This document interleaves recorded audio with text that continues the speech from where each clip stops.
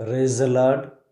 ప్రభువైన యేసు క్రీస్తు నామంలో మీ అందరికీ ఉదయకాలపు శుభాలు తెలియజేయుచున్నాను.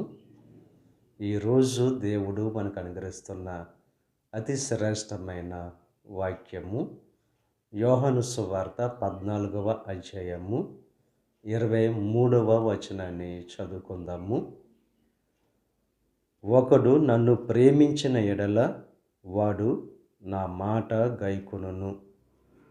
ఎవరైతే యేసు క్రీస్తును ప్రేమించేవారుగా ఉంటారో వారు ఆయన మాటను గైకొనేవారుగా ఉంటారు.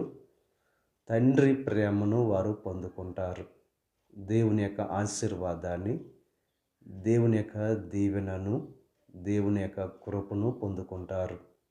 ఈ ఉదయకాల సమయంలో దేవుని యొక్క మాట గైకొనే వారంగా ఉన్నామో లేదో ఒకసారి